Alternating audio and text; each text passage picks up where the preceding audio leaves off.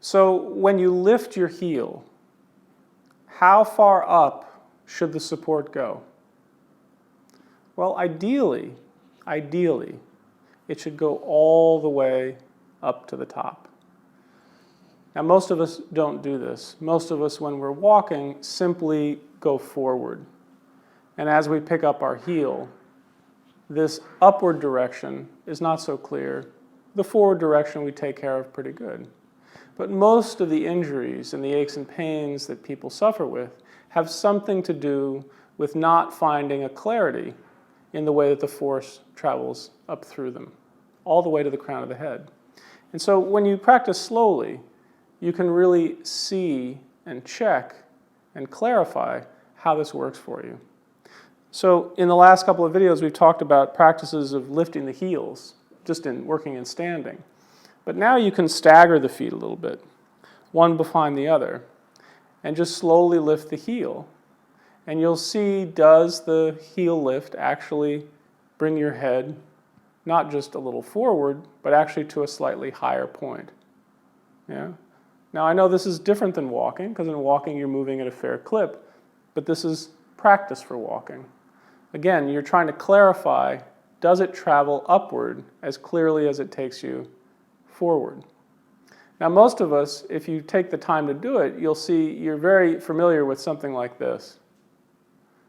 Now, that was a lift of the heel that didn't really travel upward at all. It just brought my knee forward. It didn't really move my torso forward. It didn't lift my spine or my head. It just sort of collapsed under me. And when you're moving with a fair amount of momentum, it does the trick. But when you're going slowly, you can actually see that as soon as the leg kind of breaks like that underneath you, it no longer really does work.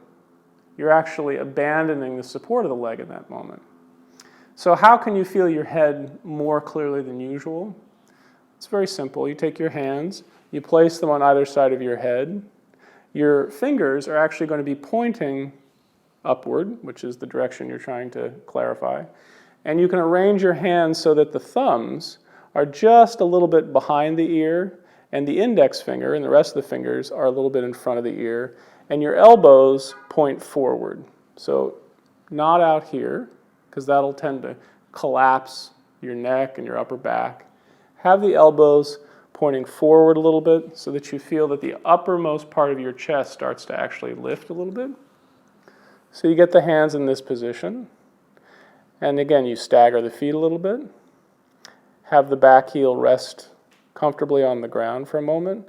Have the front knee not straight. Have it softly bent so the knee stands over the foot. And just slowly lift the back heel. Now, I actually advise the first few times you do it is don't try to do it well. Just lift the back heel in the way that feels most convenient. Yeah? You just lift. And with your hands on your head and looking at the horizon, you can see how the lift of the heel doesn't really travel up and support your head. After you've gotten familiar with that, go ahead and encourage your head. Use your hands to gently lift it up, basically at the same rate that your heel lifts. And then as the heel goes back down, you can let the head and the spine follow the heel down until you have this nice kind of parity.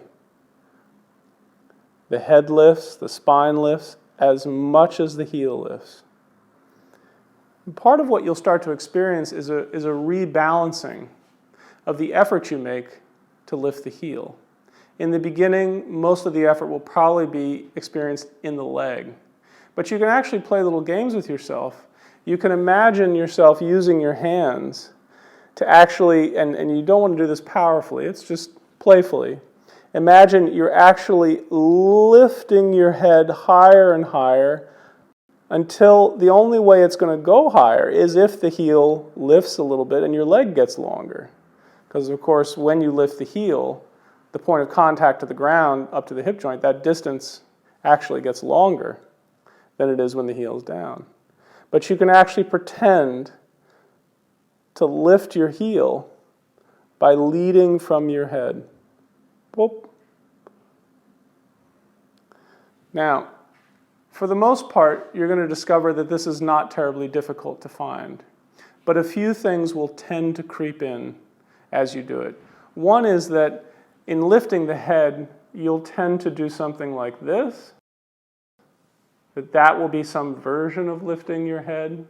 And you're right, that is lifting the head. But this is really lifting the front of the head, and you can see the back of the head actually compresses down. Some people, to avoid this, will then start to pull their chin in a lot. But the reason your hands are shaped around your ear like this is because this is where the spine actually enters the skull. It comes in just behind the back of the ear. And so your hands are there not just to help you feel the head move, but to actually give you a chance to guide the movement of the spine. So it's not a movement of the head articulating at the top, but really a sense that the spine is driving forward and up from the support of the movement of the heel. So there's a couple of tricks to help you clarify this relationship. One is to imagine, instead of just having to lift the crown of your head or feeling like you're going to have to lift your chin, instead picture inside your mouth. Picture the roof of your mouth. In fact, maybe even the soft palate, which is way back somewhere behind here, way back there near the top of the throat. Yeah? And so picture that this is the place that's really being elevated by the heel. Yeah? Once you get that clarified, once you feel like the roof of the mouth is actually expanding upward, you have that kind of internal sense of buoyancy, then you can play with placing your foot a little bit farther away